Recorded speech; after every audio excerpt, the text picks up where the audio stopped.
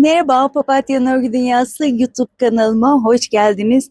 Bugün sizlerle beraber bu gördüğünüz dünyaca ünlü markanın birebir aynısı olan o çantayı öreceğiz. 5 motiften oluşuyor ve inanılmaz kolay bir çanta. Sadece 5 motifi bir günde örebilirsiniz. Eğer biraz elinizi hızlı tutarsanız bu çantanın tamamını 2 günde örebilirsiniz arkadaşlar. Hem kolay hem de gördüğünüz gibi göz alıcı renklerle ördüğünüzde çok güzel duruyor. Arkadaşlar ben kağıt ip kullandım. Ne kadar kağıt ip gider derseniz ben elimde olan fazla iplerle ördüm. Ama 250-300 gram yeterli olacaktır. Eğer elinizde 250-300 gram karışık ipler varsa rahatlıkla örebilirsiniz. Kullandığım tığ numarası 3 milimlik tığ kullandım arkadaşlar. Eliniz çok sıkıysa 3,50 milimlik tığ ile örebilirsiniz. Hemen içini göstermek istiyorum. Orijinalinde astar kullanılmamıştı. Ben de astar kullanmadım ve sadece bir çıt çıt ekledim arkadaşlar. Sizler astar ekleyebilirsiniz diyorum. Ve eğer şu anda söylemediğim, unuttuğum yerler olursa muhakkak açıklamalar bölümüne ekleyeceğim. Sizin de sormak istedikleriniz varsa muhakkak yorumlarda belirtmenizi rica ediyorum. Muhakkak cevap vereceğim. Evet, isterseniz hemen bu güzelliğin yapımına geçelim. Evet arkadaşlar, öncelikle sihirli halka ile başlayacağım. İpimi halka haline getiriyorum. Halkamın içine şöyle bir zincir çekiyorum. Bu zinciri saymıyorum. Ve toplamda 8 tane sık iğne yapacağım. 1 2 3 4 5. Bu 5'ten sonra ortayı küçültüyorum. Çünkü tamamladıktan sonra ortayı küçülmek çok zor oluyor. O yüzden 5. sık iğnede şöyle iyice kapatalım o ortayı. 6 7 ve 8.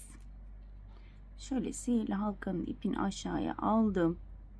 Bakın, ilk trabzana, yaptığımız ilk zincire değil, ilk trabzana, daha doğrusu ilk sık iğneye batıyorum ve kaydırma yöntemiyle kapatıyorum. Burada toplamda 8 tane sık iğnem var. Bir zincir çektim.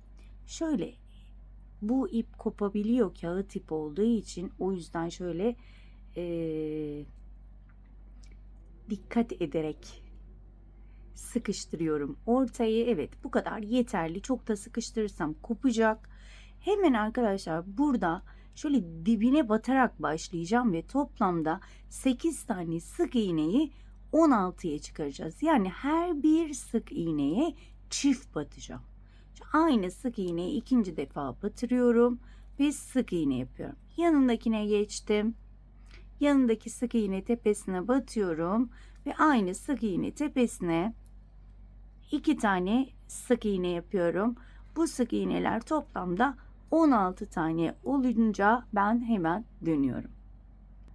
Evet arkadaşlar, toplamda 16 tane sık iğnemi bitirdim. İlk sık iğne tepesine battım. Kaydırmayla kapattım. Bir zincir çekiyorum ve ipimi kesiyorum. Hemen şöyle göstermek istiyorum. Çiçeğimizin ortasını yapmış olduk. Şimdi yaprak bölümüne geçiyoruz. Bu turuncu ipimle artık işim bitti. Sadece ortada kullanıyorum onu. Krem ipimi aldım. İpime bir düğüm atıyorum. Şöyle sıkıca. Herhangi bir sık iğne tepesine batıyorum. Şu şekilde. Battım. Sabitledim. 2 tane zincir çekiyorum ve arkadan ipimi şöyle arkada saklayarak aynı sık iğne tepesine 3 tane ikili trabzan yapıyorum. Aynı sık iğne tepesine yapıyorum. Bakın, 3 tane yaptım. Arada bir zincirim var. Tığın başını doladım. Bir tane sık iğne tepesi atlıyorum. İkinciye battım. 3 tane ikili trabzan. 1 2 ve 3. Bir zincir.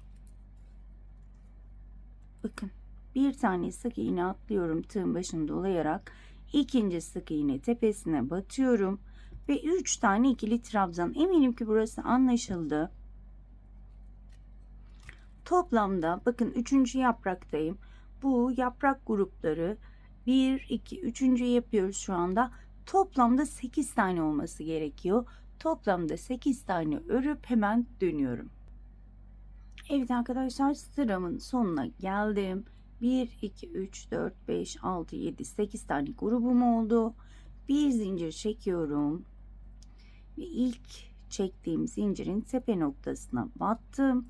Kaydırma yöntemiyle kapattım. Bir zincir çekiyorum ve ipimi kesmiyorum. Arkadaşlar, ip kesmiyoruz. Sadece ortayı yaptıktan sonra ipimizi kestik. Şimdi artık yürüterek devam edeceğiz. Şimdi yeşil ipimi aldım. İpime bir düğüm attım. Ben düğümle örmeyi seviyorum. O yüzden ben bu yöntemleri, herhangi bir, bakın turuncunun bırakmıştık ya bir tane sık iğne boşluk. O sık iğne boşluklarına batarak devam edeceğiz. Şöyle herhangi birine bakın, boş sık iğneye batıyorum. Şu şekilde önden battım. Şöyle ilmeği aldım. Sıkıştırıyorum. Bir sık iğne yaptım buraya. Bir, iki zincir çektim. Şöyle bırakıyorum. Bakın, buradaki ipi arkadan alacağım, boşluktan. Biraz daha uzun bırakın onu. Şöyle arkada saklayabilelim. 2 zincirimi çektim. Şimdi hemen buradaki boşluğa şöyle ilmeği aldım. İlk olarak sık iğne ile buraya sabitledim. Daha sonra arada 4 tane zincirim var. 1 2 3 4. Hemen diğer boşluğa geldim. Tığın başını doladım. Bakın, hemen şu turuncunun boş sık iğnesine batıyorum. İlmek alıyorum ve burada 2 ilmeği kapattım. Kalan 2 ilmeği şu yukarıdaki boşluğa batıyorum. İlmek aldım. Bakın, kaydırma yapacağım. Şu şekilde kaydırma yaparak sabitliyorum. Tekrar göstereceğim. Bakın, bu ipi muhakkak öne alıyoruz. Arkada durmayacak. 1 2 3 4 zincirimi çektim. Tığın başını doladım. Bakın, hemen yandaki boşluk burası, gördüğünüz gibi, ve boş sık iğneye battım. Şöyle ilmek aldım. İkisini kapattım. Daha sonra bu boşluğa batıyorum. Kaydırma yöntemiyle 2 ilmeği de kapatıyorum. Şöyle burayı öne aldım. Krem ipimi 1 2 3 4 bir kez daha gösteriyorum. Bakın, bunu öne aldım. Tığın başını doladım. Hemen buradaki boşluğa batıyorum. Bakın, tam bu şekilde ilmek çektim. 2 ilmeği kapattım. Daha sonra burayı düzeltiyorum elimle ve tam ortaya battım. 2 ilmeği kaydırmayla kapattım. Eminim ki anlaşıldı. Sıra sonuna kadar bu şekilde devam edelim. Evet arkadaşlar, sıranın sonuna geldim. Gördüğünüz gibi bu şekilde olacak. Ve 4 tane zincir çekiyorum son olarak. 2, 3 ve 4. Bakın, burada ilk sık iğne ile sabitlemiştik. Sık iğne tepesine battım. Kaydırma yaptım. Şöyle tekrar deneyeceğim. İp ayrılıyor maalesef, kağıt olduğu için. Bir zincir çekiyorum. İpimi uzattım kaçmaması için. Krem ipime geçiyorum. İpi koparmıyorum arkadaşlar. Burada bıraktım. Şimdi bir altta gördüğünüz gibi kremde 3 tane ikili trabzanım vardı. Bunu 4'e çıkaracağım.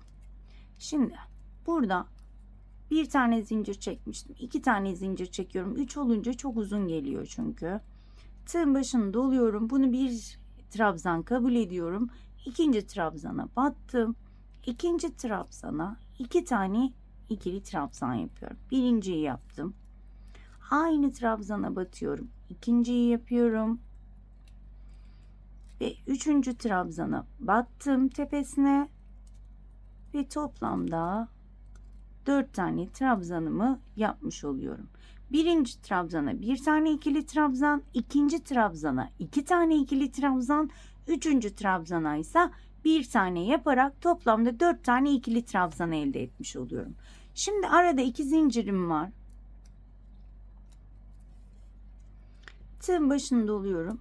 Bakın ilk krem trabzan tepesine batıyorum. Bakın şu yeşili arkada şöyle ittiriyorum. Arasından batıyorum. Ve ilk trabzanımı yapıyorum. İlk birinci ikili trabzanımı yaptım. Bakın ikinci trabzana geldim. Bir ikili trabzan. Aynı trabzana batıyorum. İkinci ikili trabzanımı yapıyorum. Ve daha sonra üçüncü trabzanıma batıp dördüncü trabzanımı yapıyorum. Gördüğünüz gibi bir altta 3 taneydi.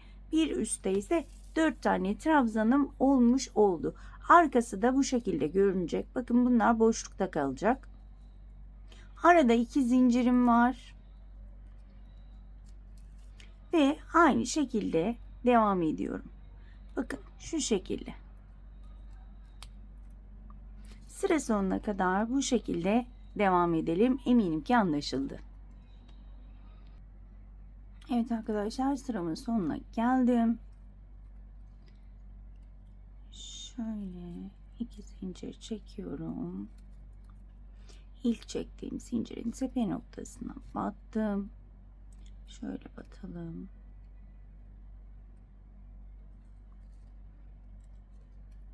Kaydırmayla kapatalım. Bir zincir, ilmeğimi uzatıyorum ve yeşile geçeceğim. Bakın örerken muhakkak ipi öne alıyoruz. Bunu az önce söyledim ama yine söylemek istiyorum. Şimdi burada yine yeşille devam edeceğiz. Bir tane zincir çekmiştim. Bir zincir daha çekiyorum.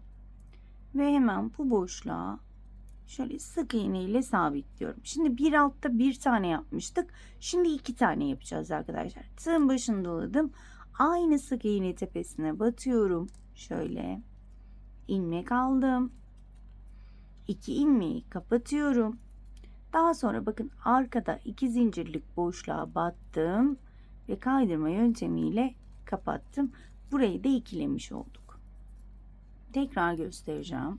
Arada 5 zincirim var. 1, 2, 3, 4 ve 5. Uzun zamandır kağıt iplik kullanmadığım için farkındaysanız biraz zorlanıyorum. Kusura bakmayın, iplerim de biraz kalın kağıt ipe göre. O yüzden biraz zorlanıyorum. Tığın başını doladım. Bakın aşağıda bir tane yapmıştık.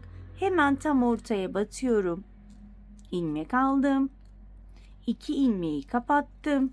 Bu tığımdaki 2 ilmeği buradaki 2 zincirlik boşluğa battım. Kaydırma yaptım. Bir kez daha yapıyorum. Tığın başını doladım.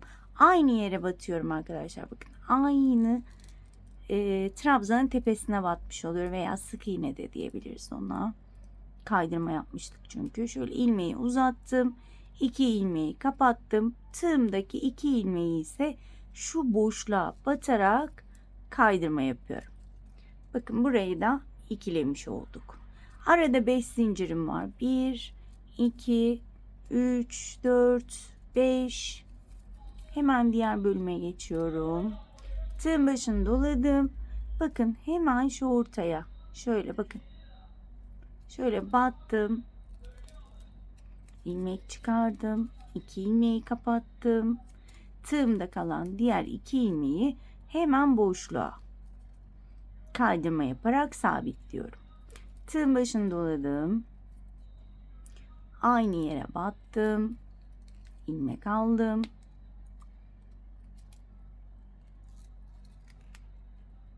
Evet. Daha sonra 2 ilmeği kapattım. Arkadaki 2 zincirlik bölüme kaydırma yaparak sabitledim. Görünüş bakın bu şekilde olacak. Gördüğünüz gibi yavaş yavaş ortaya çıkıyor zaten. 5 tane zincir. 1, 2, 3, 4, 5 ve bakın krem ipi, hep iplerimizi böyle yaparak geçiş yapıyoruz arkadaşlar. Bu şekilde tığın başını doluyorum ve az önce gösterdiğim gibi tek tek aynı işlemleri yapıp hemen dönüyorum. Evet arkadaşlar, sıramın sonuna geldim. 5 tane zincirimi çektim ve ilk bakın buraya sık iğne yapmıştım. Batıyorum. Kaydırmayla kapattım. Bir zincir çektim, ilmeğimi uzattım ve krem ipime geçeceğim. Hemen bakın önde krem ipim şu şekilde. Burada bir zincir çekmiştim. Bir zincir daha çekiyorum. Ve bakın bir altta 4 tane ikili trabzanım vardı. Bunu 5'e çıkaracağım. Hemen bakın bunu bir trabzan olarak saydım. İkinci trabzan tepesine batıyorum. Bir tane ikili trabzan yapıyorum. Üçüncü trabzan tepesine batıyorum. 2 tane yapıyorum. Aynı trabzan tepesine 2 tane yaptım. 4 tane oldu. 5.'yi 4. trabzan tepesine yapıyorum ve toplamda 5 tane ikili trabzanım oluyor. Bakın bu şekilde. Arada 2 zincirim var. 1, 2. Tığın başını doladım. Bakın şu yeşil zincirleri arkaya çeviriyorum. İlk trabzan tepesine battım. Şöyle bakın, şu önemli, şu arkada kalacak. Yani şu şekilde alıp yapmıyorum. Bu şekilde bakın arkaya ittiriyorum bunu. İlk trabzanımı yaptım. Bir tane, bir trabzanın üzerine bir tane, ikinci trabzanın tepesine bir tane, üçüncü trabzan tepesine ise 2 tane ikili trabzan yapıyorum. Ben 3. trabzanı yapıyorum. 2. trabzanı da 2 tane yapabilirsiniz. O çok önemli değil.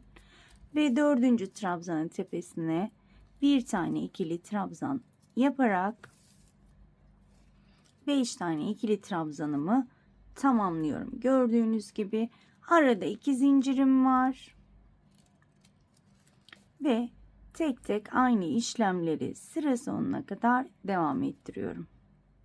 Evet arkadaşlar, sıranın sonuna geldim. 2 zincirimi çektim ve ilk çektiğim zincirin tepe noktasına battım.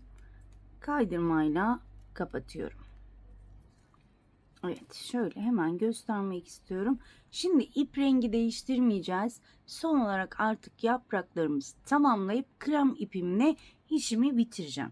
Şimdi son yaprak sırasında, yani papatyamızın yapraklarında şöyle bir zincir çekelim. Tığın başını dolayalım. Hemen ilk trabzanı, yani dibine batırıyorum. 3 ilmeği aynı anda kapatıyorum. Yani tekli trabzan yapıyorum. Tığın başını doladım. Hemen önümdeki ikinci trabzana değil, 3. trabzana batıyorum. Yani bir tane trabzan atlıyorum. 2 tane aynı trabzana ikili trabzan yapıyorum. Tığın başını doladım. Aynı trabzana, yani 3. trabzana yapıyorum arkadaşlar bunu. Üçlü bir trabzan yapıyorum. Bakın. Önce 1, sonra 2, 2.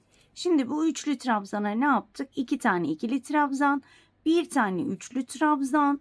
Aynı trabzana tığın başını 2 kez doladım. Battım.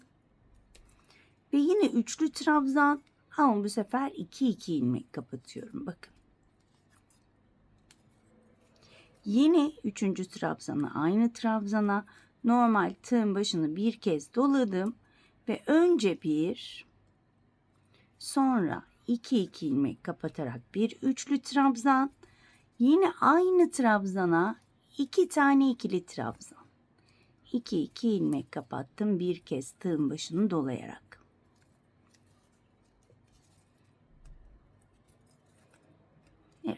Şöyle göstermek istiyorum. Ne yaptık? İlk trabzana tekli trabzan yaptık. Bir tane trabzan atladım.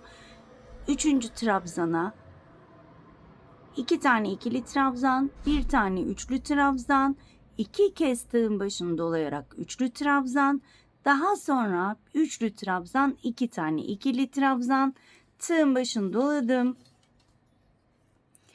Ve yine bir tane trabzan atlayıp sonuncu trabzana batıyorum ve tekli trabzan yapıyorum. Eminim anlaşıldı. Tekli trabzanımı yaptım ve ilk yaprağımı gördüğünüz gibi tamamlamış oldum. Arada yine 2 zincirim var. Tığın başını doladım. İlk trabzan tepesine batıyorum.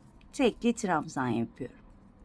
Tığın başını doladım. Bir trabzan atladım. İkinci trabzan tepesine battım.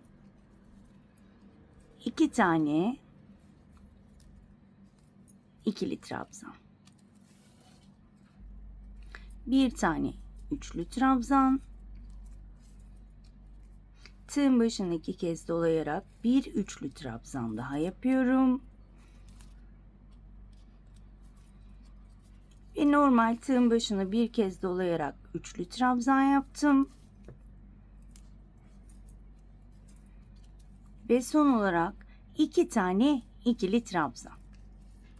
Aynı trabzan tepesine yapıyorum arkadaşlar. Bunu unutmayalım. 2 tane ikili trabzanımı yaptım. Tığın başını doladım. Bir trabzan atlıyorum. İkinci trabzan tepesine battım ve tekli trabzan yapıyorum. Tekli trabzanım neydi?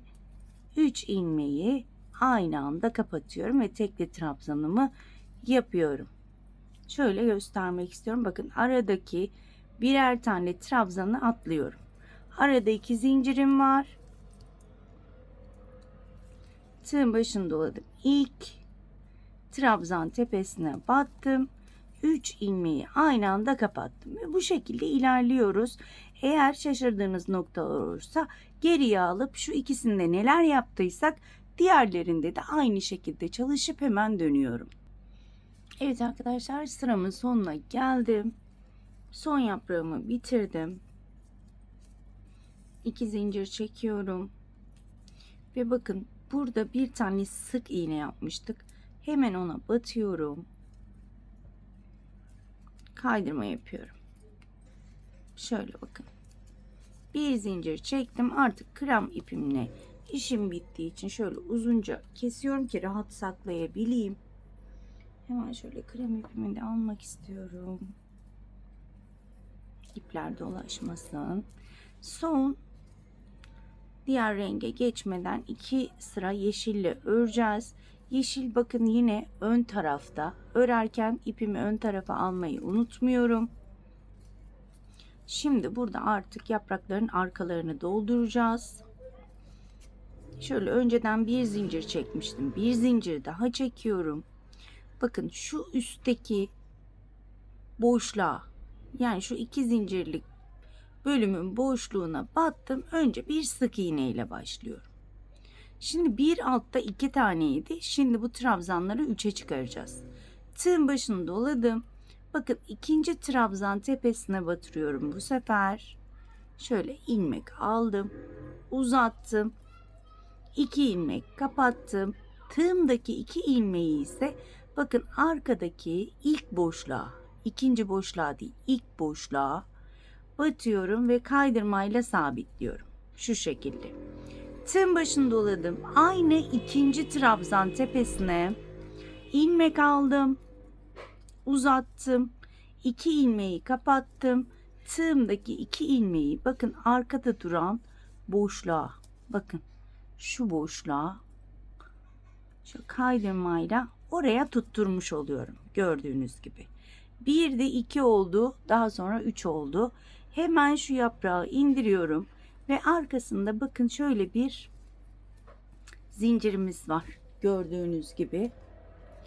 Hemen tığın başını doladım. O yeşil olana bakın. Yeşil olana 5 tane ikili trabzan yapacağım. İlmeklerimi uzata uzata. Eğer elinizi sıkarsanız arkadaşlar eciş bücüş bir şey olacaktır. Yani örgü sizi bence yönetebilir şu şekilde. Bakın gelmeye uzatın. 3 oldu. Ben bunu sıkı sıkı örersem toplanacak. O yüzden örgü beni yönlendiriyor. Diyor ki bana daha bol ör. Bakın elim çok bol. 3 oldu. Aynı zincire 5. ikili trabzanım. Pardon 1, 2, 3, 4 ve 5.'yi yapıyorum. 5 tane ikili trabzan yaptım. Hemen şöyle düzelttim. Tığın başını doladım. Bakın burada hemen ilk trabzan tepesine batıyorum. Burada biraz zorlanıyoruz ama eliniz alışacak. Bir tane motif ördükten sonra ilmek aldım. İlmeği uzattım. İkisini kapattım. Tığımdaki ikisini nereye bağlıyordum? Bakın ilk boşluğa. Şu şekilde tutturuyorum. Bundan 3 tane yapıyorum. Tığın başını doladım. İkinciye batıyorum. İkinciyi 2 kez batıyoruz. Battım birinciyi. 2 ilmek. 2 ilmek kapattım. Tığımdaki 2 ilmeği boşluğa kaydırmayla sabitledim. Tığın başını doladım. İkinciyi ikinci kez batıyorum. İlmek geçiriyorum arasından. 2 ilmeği kapattım. Tığımdaki 2 ilmeği arkadaki boşluğa şu şekilde kaydırmayla sabitledim. Gördüğünüz gibi model bu şekilde ilerliyor. Hemen şunu indiriyorum. Arkada hemen şu aşağıda zincirim var. O zincir boşluğuna 5 tane ikili trabzan. 1 2 3 4 ve 5. Tığın başını doladım. Hemen buraya geldim. İlk trabzana battım. İlmek aldım. İkisini kapattım. Diğer ikisini bakın. Şöyle iplerimi de burada gizliyorum. Bu ipleri de gizlemeyi unutmayalım. Şöyle kaydırmayla buraya sabitliyorum gördüğünüz gibi. Tığın başını doladım. İkinci trabzana batıyorum. İlmek aldım. Ve aynen anlattığım gibi tüm hepsini tek tek sıra sonuna kadar devam ettiriyoruz. Buralar inanılmaz kolay. Bu şekilde devam ediyoruz ve son yeşille bir sıra daha kenar bölümlerini çalışıp bitireceğiz. Evet arkadaşlar, sıramın sonuna geldim. Şöyle tersini de göstermek istiyorum. Bu ipleri yürütmüştük zaten. Şöyle evet yürütmüşüz. Hemen kesiyorum. Şunu yürütmemişim. Onu saklayıp keseceğim. Tersinden bu şekilde gözüküyor arkadaşlar. Hemen bakın burada son 5 tane ikili trabzanımı yaptım. Şöyle zincir çekmiyoruz burada ve ilk trabzan tepesine batıyorum. Şu şekilde kaydırmayla kapatıyorum. Ben size son bir sıra kaldı demiştim ama yanıldım. Bazen şaşırabiliyorum, kusura bakmayın. Bakın şu anda şu sırayı yaptık. 2 sıra daha var. Şu siyah sırayı saymıyorum. Yani 2 sıra daha öreceğiz köşelerimizi tamamlamak için. Şimdi bir şöyle kenar atlayıp birine köşe yapacağız. Birini atlayıp birine köşe yapacağız. Onu nasıl ayarlayacağız? Şimdi hemen burada bir zincir çektim. Hemen dibine batarak başlıyorum. Şöyle birinci sık iğnemi yaptım. 2 3 hemen şöyle bakın öne eğdim. Burada da dördüncü sık iğnemi yapıyorum. 5 şu arkadaki trabzanların tepelerine batıyorum arkadaşlar sık iğnelerime. 6 7 bakın 7 tane başlangıçta sık iğne yaptım ve bu köşeye geldim. Şimdi burada 3 tane ikili trabzan var ama birer tane de yanlarda bırakacağız. Şimdi 7 tane sık iğnemi yaptım. Tığın başını doladım. Hemen buradaki önümdeki trabzan tepesine battım. Tekli trabzan. Hepsini birlikte kapattım. Şimdi burada 3 tane ikili trabzanın tepesine geldim. İlk trabzana batıyorum. İkili trabzan yapıyorum. Burada ikinci trabzanın tepesine hemen köşemi yapıyorum. 2 tane ikili trabzan. Aynı trabzan tepesine 2 tane ikili trabzan yaptım. 2 zincir çekiyorum burada. 1, 2 ve aynı trabzan tepesine 2 tane ikili trabzan yapıyorum. Evet. Benim iplerim de bayağı bir kalınmış arkadaşlar. O yüzden biraz zorlanıyorum. Uzun zamandır da kağıt iple örmüyordum. Tığın başını doladım. Bakın buradaki 3. trabzan tepesine geldim. Battım. Şöyle çift batalım ki ip uzamasın. Yine bir tane ikili trabzan yaptım ve burada bu şekilde bakın köşemi tamamlamış oldum. Şimdi burada bir tane 2 tane arttırıyorduk. Bir buradan bırakıyorduk ya sık iğneleri yaparken, hemen önümdeki boşluğa battım. Bir tane tekli trabzanımı yaptım. Ve köşemi tamamlamış oldum. Şimdi şöyle geçeceğim. 11 tane sık iğne hemen zaten buraya denk gelecek. Şöyle burayı kesmeden şöyle hemen hızlıca örelim. Sık iğne yapıyorum arkadaşlar. Tek tek trabzan tepelerine batıyorum. Birinciyi yaptım. 2 3 4 5 6 7 8 9 10 ve 11. Bakın neye denk geldi? 3 tane trabzan ortada. Bakın bir tane de artmış oldu. Bakın bir tane boş trabzan kaldı. Hemen şöyle kısaca tekrar anlatayım. Şimdi bakın bir köşeden bir köşeye 11 tane sık iğne olacak. Daha sonra tekli trabzan, ikili trabzan köşeyi yapacağız. Burada 7 tane yaptık. Dönüşte bu 7 taneyi de 11'e tamamlayacağız. Yani böyle anlatırsam daha uygun olacak sanki. Bir köşeden bir köşeye yaparken sık iğnelerimiz 11 tane olacak. 11.den sonra hemen tekli trabzanımı yapıyorum. Hemen ilk trabzana, şu üçlü trabzanın ilk trabzanına ikili trabzan. Daha sonra buradaki ikinci trabzana ise hemen önündeki tek tek batıyoruz zaten. Köşemi yapıyorum. 2 tane ikili trabzan.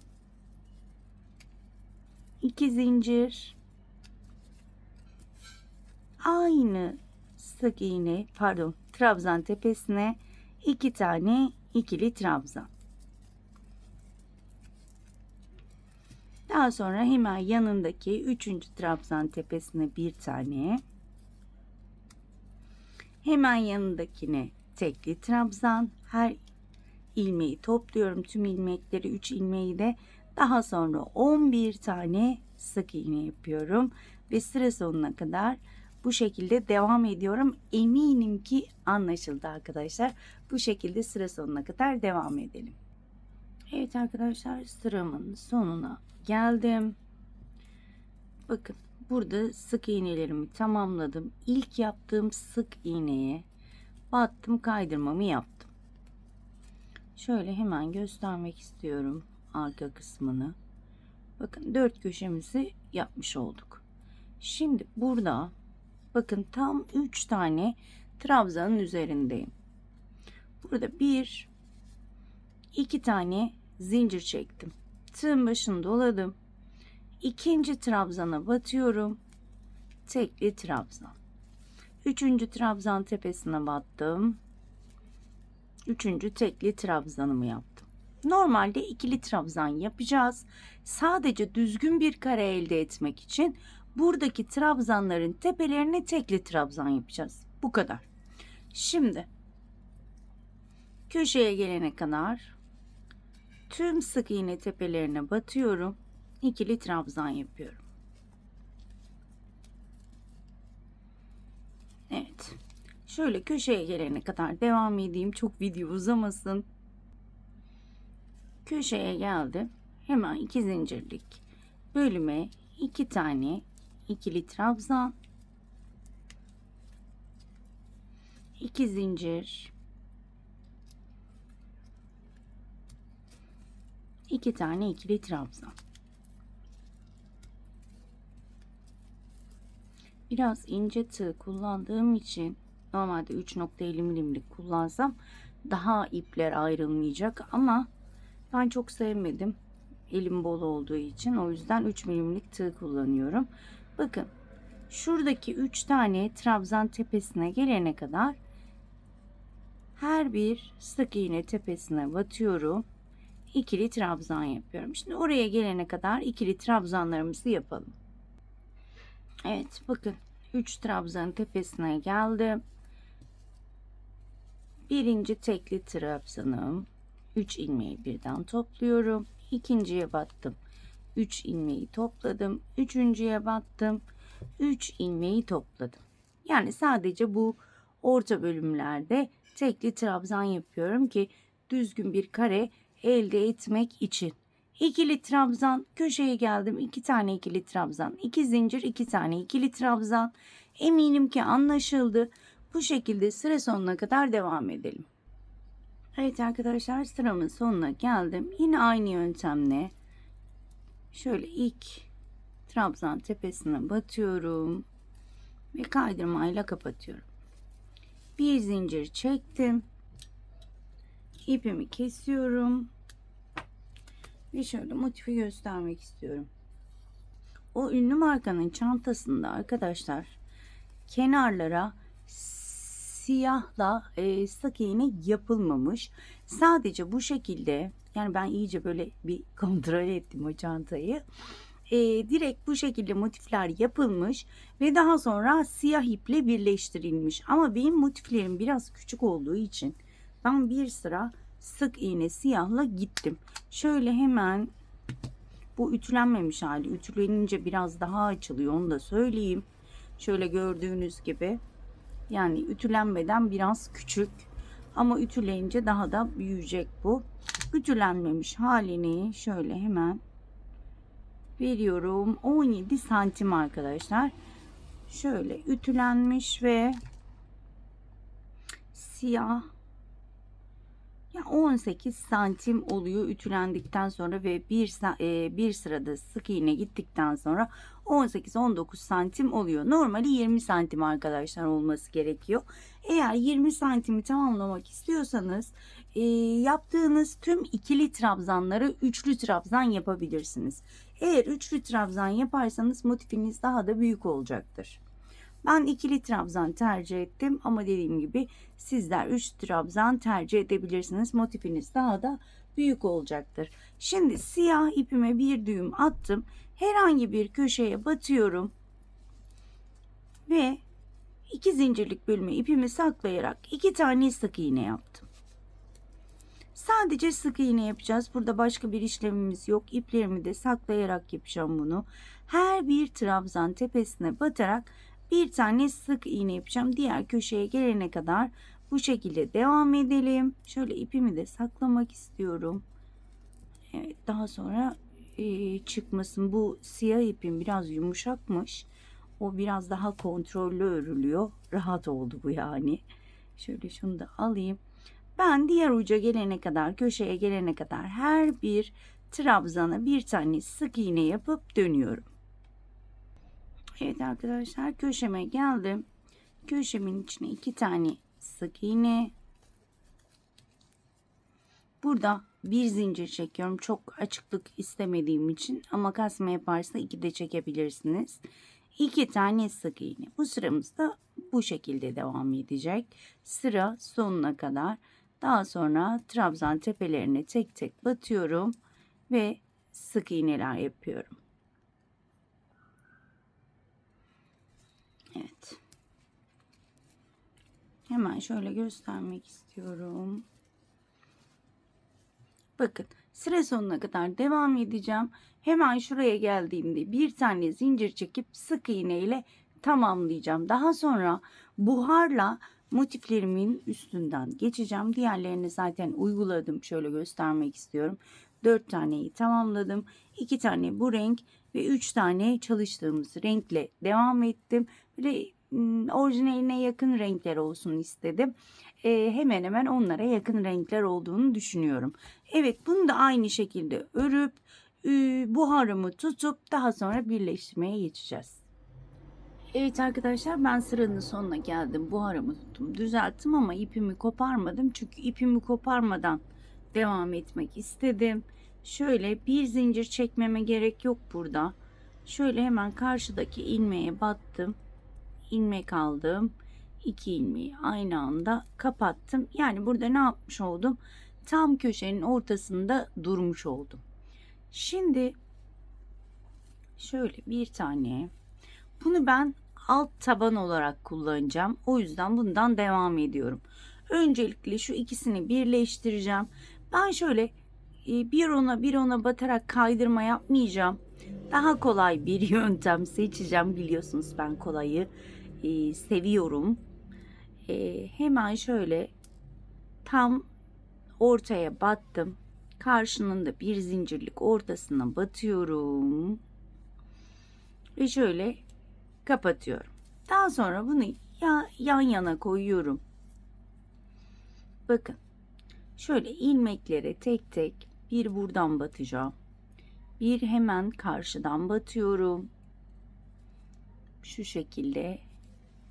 Ve kaydırma yapıyorum arkadaşlar, bakın. Şöyle. Bir buradan ilmeğe batıyorum. Bir karşıdan ilmeğe batıyorum. İlmek çıkardım. Kaydırma yaptım. Bu kadar. Bunu direkt şu şekilde de yapabilirsiniz. Dikebilirsiniz. Tamamen size bağlı bir yöntem bu. Benim kolayıma bu şekilde gittiği için ve görüntüsünü de sevdiğim için biraz birleştirme yeri kabartılı duruyor. O yüzden benim hoşuma gidiyor kabartı. Bakın, bu motifin tek bir ilmeğine battım.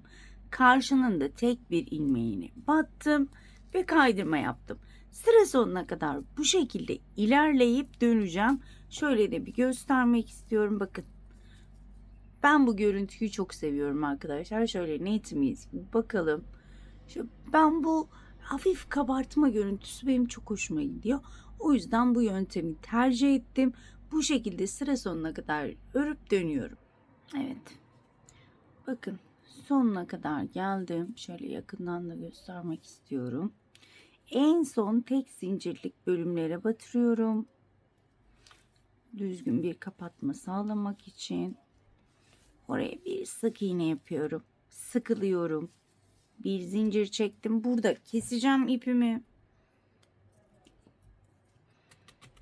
Diğer motife geçeceğim.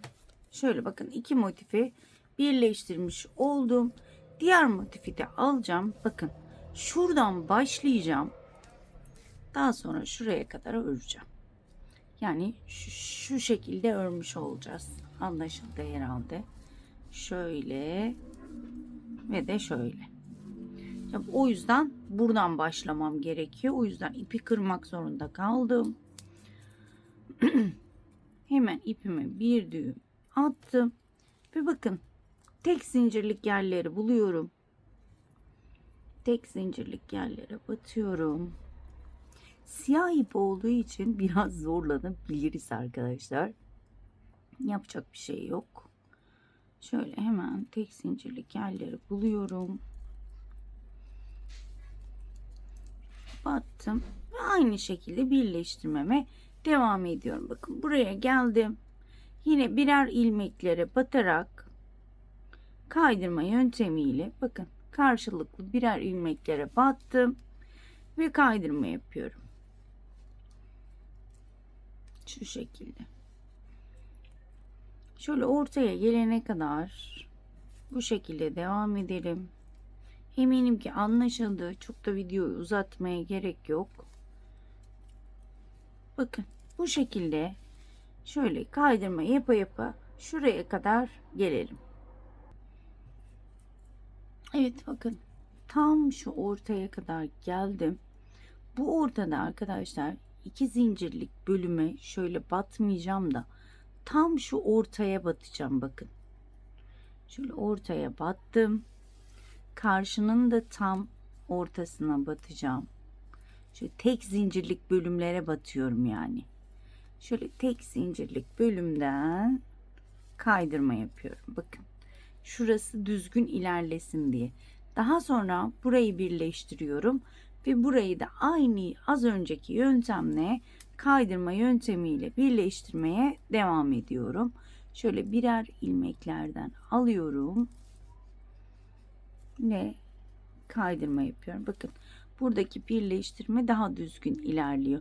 Ortaya batmamız gerekiyor, köşelere değil. İki motifin birleştirmesindeki şu şöyle bakın.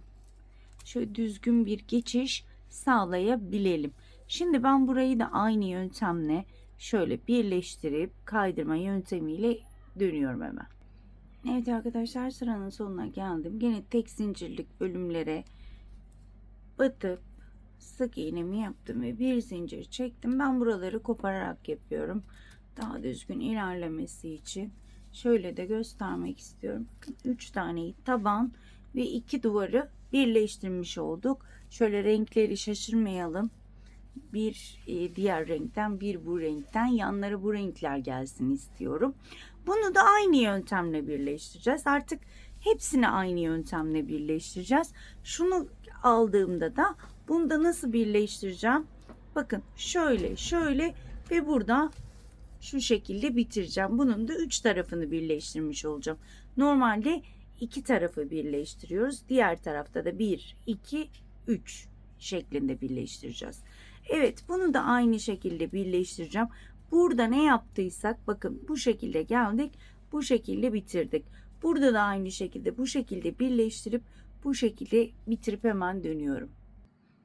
Evet arkadaşlar, bu motifimde gördüğünüz gibi birleştirildi. Tek zincirlik bölümlere batıyorum. Sık iğnemi yaptım. Bir zincir çektim ve ipimi kesiyorum. Gördüğünüz gibi 4 motifi birleştirdik. Bu şekilde 5. motifi de bu şekilde ekleyeceğim. Şöyle biraz kamerayı uzaklaştırayım. Evet, böyle daha iyi oldu. Bakın şuradan şöyle başlayacağım birleştirmeye. Şurayı birleştireceğim. Daha sonra 3. duvarda bırakacağım. Artık 5 motifimizi de birleştirmiş olacağız arkadaşlar. İpimi kırmayacağım. İpimle sık iğnelerle etrafını birkaç sıra gitmeyi düşünüyorum. Eminim ki anlaşıldı burası. Evet arkadaşlar, bu bölümü de şu şekilde birleştirdim ve birleştirmenin sonuna geldim. Ben bir sıra sık iğne, hem ağız kısmını da toplamak amaçlı bir sık iğne öreceğim. Ama sizler eğer yeterli gelmezse size 2-3 sıra sık iğne örebilirsiniz. Ben sadece bir sıra örüp bırakacağım arkadaşlar. Burada bakın, burada bitiş yaptım. Şöyle bir zincir çekiyorum. Hemen dibine batıyorum. Ve sık iğnelerimi yapıyorum. Her bir sık iğne tepesine bir tane sık iğne yaparak devam ediyorum.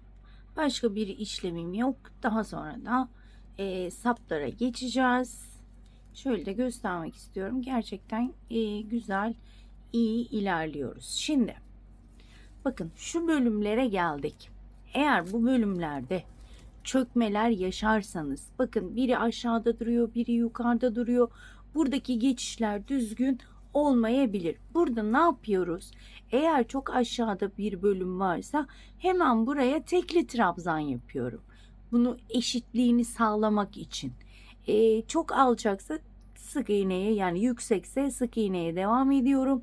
Ama alçak taraflara geldiğimde ikili trabzan kaldırıyorsa ikili trabzan, tekli trabzan yeterli oluyorsa tekli trabzanla geçiş yapıyorum. Bakın burada da aynı, sık iğne yeterli olmazsa tekli trabzanla geçişimi tamamlıyorum. Eminim ki bu da anlaşıldı.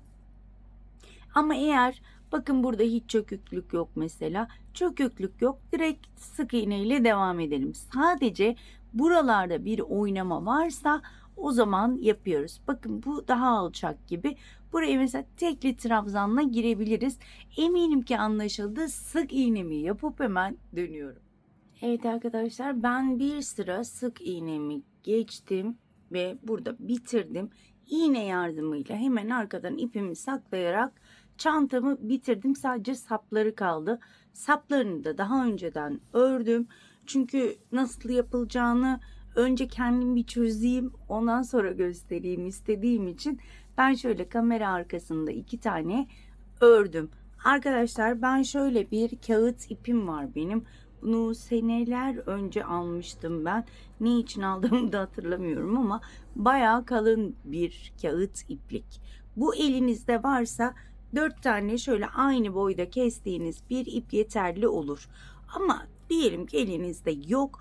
O zaman normal kullandığınız kağıt ipleri 20-25 tane aynı uzunlukta keserseniz bunun 4 tane kalınlığına ulaşabilirsiniz. Veya halat kullanabilirsiniz. Ben de halat vardı ama nereye koyduğumu hatırlayamıyorum. Bodrum'daydı. Bulamadığım için bu yöntemi buldum. Normalde en güzeli şöyle uygun uzun kalınlıkta bir halatın çevresini örmek çok iyi olacak. Ben asıl askılarda kaç santim kullandım arkadaşlar? Biraz da arttı gördüğünüz gibi. Ben 45 santim uzunluğunda örmüştüm ama şu uzunluk olduğu için, bıraktığım için şöyle bir ölçmek istiyorum. Şöyle düzgün ölçelim. Evet.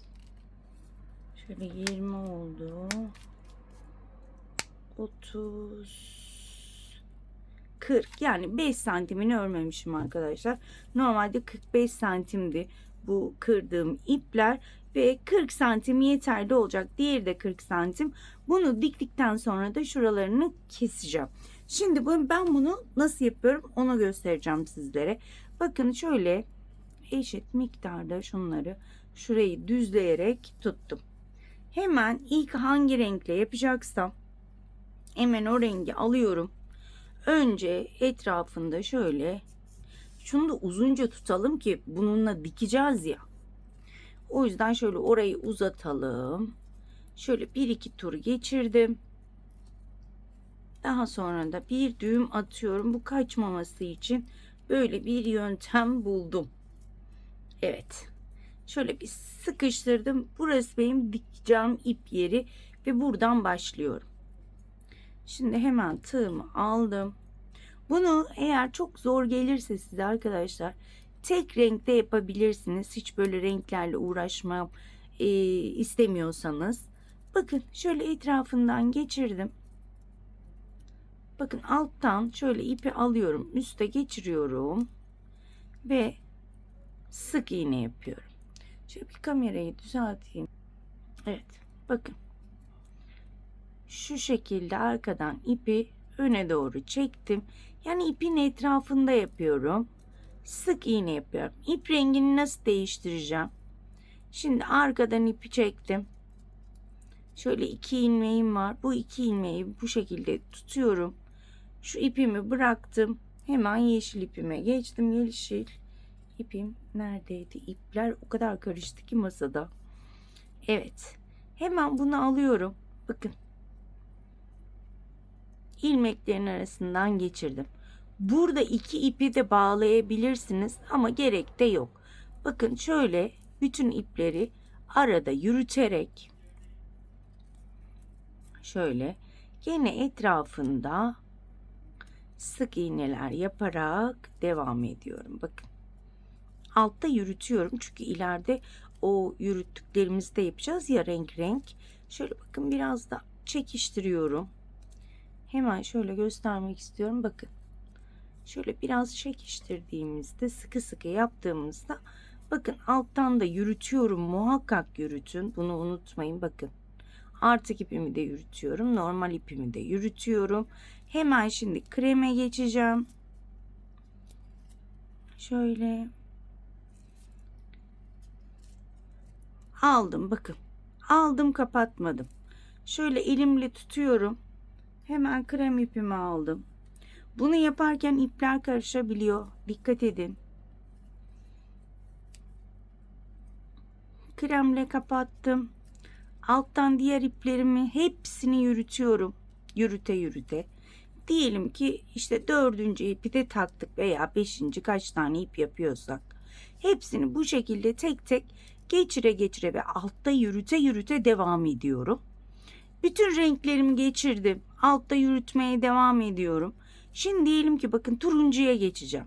Hemen bu ipi bırakıyorum. İçinden şöyle turuncuyu buluyorum. Zaten yürütmüştük ya bunları.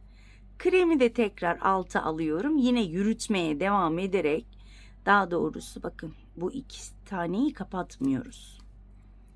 Şöyle, burayı unuttum söylemeyi. Bu iki taneyi kapatarak devam ediyoruz. Önce şöyle düzgün bir göstereyim. Şöyle hemen yapalım. Burasını şaşırmanızı istemiyorum. Çünkü bakın, iki ilmeği kapatmadım. Şöyle tuttum. Hemen kremi bıraktım. Diğer rengimle kapattım. Yine altta yürütüyorum hepsini. Ve bu şekilde istediğim kadar gidiyorum. Kaç tane sık iğne yapacağız böyle derseniz hemen burada gülüyorum. Çünkü arkadaşlar ben sayıya sabit kalmadım. Bunu baştan söyleyeyim ama sizler sayıya sabit kalın. Yani diyelim ki işte kremden 7 tane yaptınız. Her renkten 7 yapın. Ben böyle göz kararı yaptım. Birine 7 yaptım, birine 8 yaptım. Ama görüntüsü güzel, yani çok belli olmuyor diye düşünüyorum. Ama sizler bana göre kaç tane yapacaksanız, atıyorum 8 8 8, her rengi 8 8 yapın. Eminim ki bu da anlaşıldı. Yani bu da aslında çok kolay. Biraz renk karışıklığı olduğu için işte ipler karışıyor. İşte ipleri alması biraz zorlaşıyor. Ama sonuç çok güzel.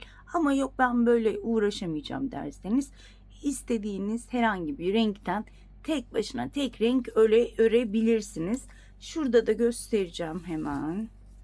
Bakın. Şöyle uçlarından uzun uzun bıraktım ki rahat bir şekilde dikebileyim. Bayağı da uzun bırakmışım arkadaşlar. Şöyle bakın.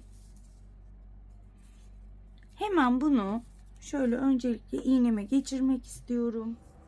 Evet, iğnemi, ipimi taktım. Hemen şöyle iç tarafa şöyle, bence okeyiz. Tam şöyle birleşme yerlerinden takmayı planlıyorum. Ve kameranın karşısında arkadaşlar biraz zorlanacağım. Ama yapacak bir şey yok. Çok da uzun olmasını istemiyorum. Şöyle okey miyiz? Evet, okeyiz. Şöyle yeterli. Evet. Şimdi önce şu kenarı birleştirelim. Daha doğrusu dikelim. Evet.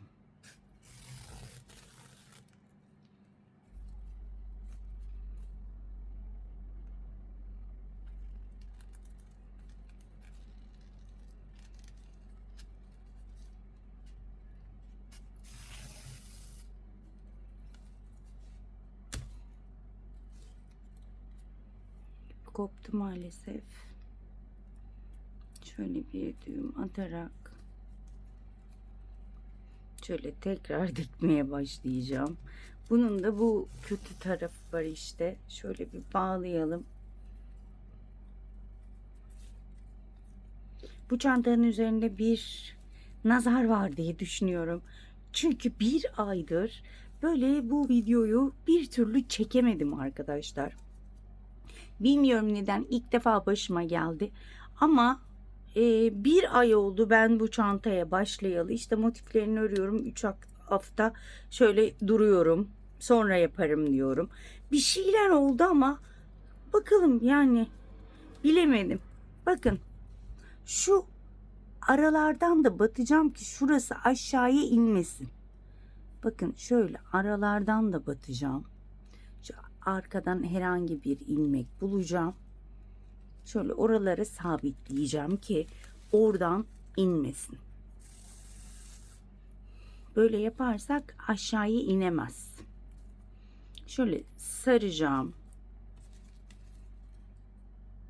Hemen şu ilmeğe, herhangi bir ilmeğe, önden de görünmesin diye uğraşıyorum ki önlerden ön ilmeklere batıyorum. Şöyle bakın, sara sara ortadan batıracağım.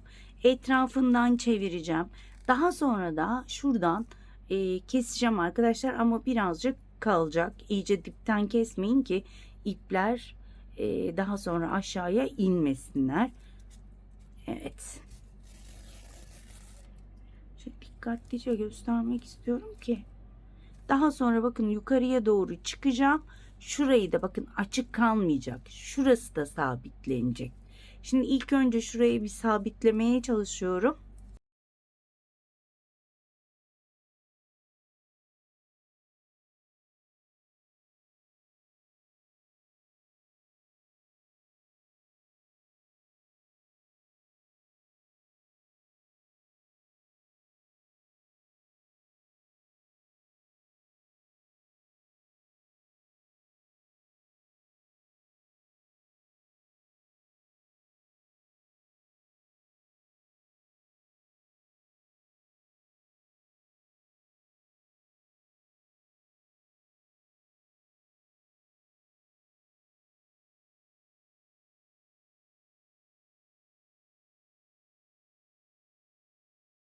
Evet. Bakın şöyle buraya sabitledim. Şöyle beline sara sara sara sara uçlarını da şu şekilde tutturacağım. Hemen şurayı da keseceğim ve bitecek. Diğer tarafı da aynı şekilde tam bakın birleştirme noktasına şöyle yaptığımda okeydir. Bence tutma yeri oldukça geniş. Zaten kol omzumuzu almayacağız. Elimizde taşıyacağız. Bence okeydir arkadaşlar. Dediğim gibi şöyle etrafından dolana dolana dolana tuttura tuttura dikeceğiz. Eminim ki gösterebilmişimdir. Ben bunu böyle uzun uzun dikeceğim. Eğer burada sizlerle beraber dikersem video inanılmaz uzayacak. Çünkü iyice ben bunu sıkıştırmak istiyorum. Böyle dışarıda gezerken rezil olmayalım, değil mi? Çıkmasın. Evet. Şöyle sıkıştıra sıkıştıra, benim gibi ipi kopartmadan, çok çekince ip kopuyor maalesef, yapacak bir şey yok. O yüzden böyle onun ayarında sıkılaştıracağız. Ne çok çekiştireceğiz ne de çok bol bırakacağız. Bu şekilde arkadaşlar, ben diğerlerini de dikeceğim bunu bitirdikten sonra. Gördüğünüz gibi bu sabitlendi zaten. Şuraya kadar sabitleyeceğim. Daha sonra diğerlerini, hemen diğeri de aynı şekilde. Bakın şöyle bunu da buraya dikeceğim ve çantam bitecek. Astar diktirmeyi düşünüyordum. Eğer terzime götürebilirsem astarı diktireceğim. Bu videoyu ekleyeceğim, ama eğer videonun yayınlanmasına kadar yetişmezse videoyu çektikten ve yayınladıktan sonra muhakkak astarlayacağım. Orijinalinde bu şekildeydi arkadaşlar. Ama bakalım, ben astarlamayı düşünüyorum. Evet, eminim ki bu da anlaşıldı. Ben saplarımı da takıp hemen dönüyorum. Evet arkadaşlar, ben askılarımı diktim. Hemen dikiş şeklimi şöyle göstermek istiyorum sizlere. Bakın fazlalıkları da kestim. Şöyle de göstermek istiyorum. Fazlalıkları kestim ve iyice sabitledim. Hemen bir çıt çıt taktım. Diktim daha doğrusu. Bunu nasıl dikeceğiz derseniz, ben kağıt ipi ikiye ayırıyorum ve iğneden öyle geçirip dikebiliyorum. Çünkü buranın delikleri biraz küçük, büyük iğneler geçmiyor. Bunu da şöyle ufak bir hatırlatma olarak söylemek istedim. Ben çok beğendim. Sizler ne düşünüyorsunuz? Muhakkak yorumlarda belirtin. Bunu çok merak ediyorum. O yüzden yorumlara sürekli bakıyorum. O yüzden yorumlarınızı ihmal etmezseniz beni çok memnun edersiniz diyorum. Ve bugünlük de videomu bitiriyorum. Diğer videoda görüşmek dileğiyle.